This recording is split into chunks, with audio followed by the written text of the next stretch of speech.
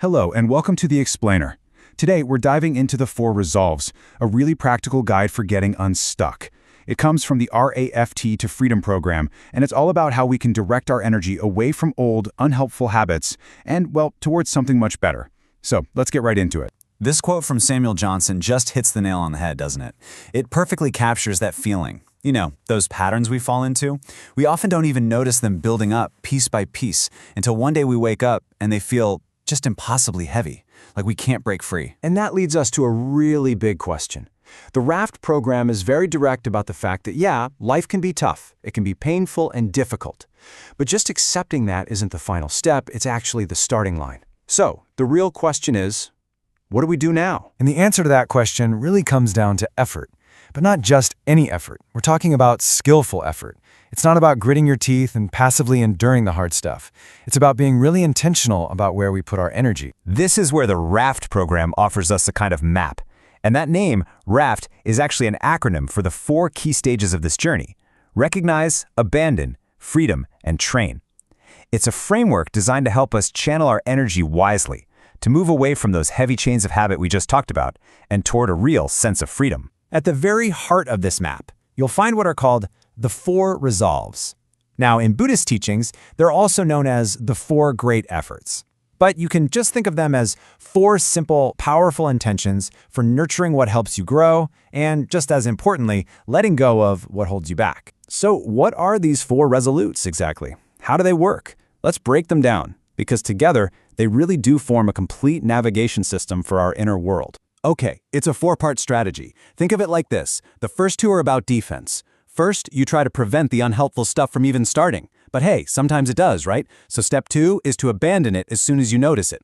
The next two are about offense, about building the good. You actively cultivate helpful new ways of being, and then you work to maintain them, to keep them strong until they become your new normal. In the RAF program, the central idea is that you're building a vessel, a raft, to get you from a shore of suffering to a shore of safety and freedom. And these four resolves, they're your compass. They guide every single choice you make while building and sailing that raft. Let's make this super practical with the raft idea. Prevent is like knowing there are rocks ahead and steering clear of those known hazards. Abandon is when you hit a rock anyway and start taking on water. You immediately start patching the hole. Cultivate is like finding and gathering new, strong wood to make your raft even sturdier. And maintain? That's you, every day. Holding the tiller, keeping your eyes on that safe shore, and continuing to steer in the right direction. Okay, that's the big picture. It sounds great, but how do you actually use this in the heat of the moment when things get messy? Well, the RAF program has a wonderfully simple guide for that. It turns out this is not a new problem.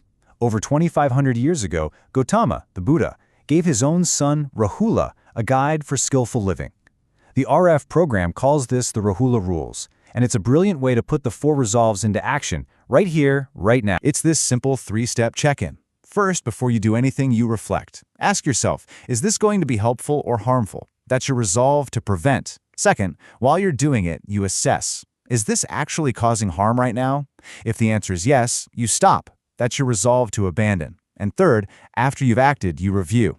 How did that go? Was it helpful? This reflection helps you cultivate better habits and maintain what works. And I want to be clear, this isn't just ancient wisdom locked away in old books. This framework is incredibly alive and relevant today. You can see its reflection in so many modern approaches to well-being. You can see these ideas everywhere in modern science and therapy. For example, mindfulness-based cognitive therapy, or MBCT, is all about that abandon resolve, noticing unhelpful thoughts and choosing not to get swept away by them. Acceptance and commitment therapy, or ACT, is all about cultivating and maintaining new actions that align with your values. And the science of neuroplasticity shows us why this works. It tells us that with this kind of focused, skillful effort, we can literally rewire our brains, strengthening the positive pathways and letting the old, harmful ones fade away. Now, all of this material we've been discussing comes directly from the RAFT to Freedom program, which is a really comprehensive workbook written by Dr. Catherine Jacob and Vince Cullen. And here's something truly amazing. The authors are making the entire 67-chapter workbook available to everyone for free. You can go and download the whole thing right now at raft2freedom.org. That's raft2freedom.org. They've shared it under a Creative Commons license, which basically just means their #1 priority is getting these valuable, life-changing tools into the hands of anyone who needs them. So, To bring this all back home, to make it personal, here's a simple question you can start with today. Just ask yourself, where does my energy go? Really? Am I spending my effort fighting reality, dwelling on the negative, or am I actively using it to build something better? And we'll leave you with this final thought from the RAFT program itself. Transformation isn't just about passively noticing things. It requires our active, skillful, courageous, and persistent effort to build that raft and to navigate it day by day toward a safer shore.